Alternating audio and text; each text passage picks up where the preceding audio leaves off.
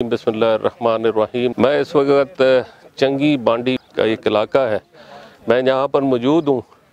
اور یہ وہ لوگ ہیں جن جگہوں تک ابھی کوئی پہنچ نہیں سکا۔ الحمدللہ ہمارے اس وقت جو ورکرز ہیں وہ ہر طرف پہنچ رہے ہیں، اور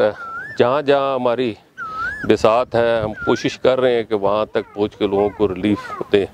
اس وقت صرف اور صرف راشن کی تقسیم چل رہی ہے، اور جو اس وقت ملک کے اندر لاک ڈاؤن چل رہا ہے اس کا ایک بہت بڑا امپیکٹ لوگوں پر آیا ہے کہ ان کے پاس کھانے پینے کی چیزیں ختم ہو گئی ہیں، ریسورسز نہیں ہیں،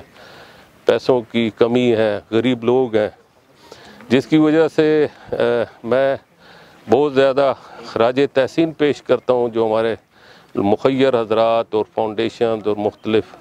این جی اوز ہیں جو اس وقت ریلیف کا کام کر رہی ہیں، جو صرف راشن اور یہ دوسرے لوگوں کو آئٹمز پہنچانے کی کوشش کر رہے ہیں۔ میں سمجھتا ہوں یہ بہت بڑا کام ہے، اور ان کے کاموں کی وجہ سے میں سمجھتا ہوں کہ پاکستان کی جو اس وقت ایک بہت بڑے بحران کا شکار ہے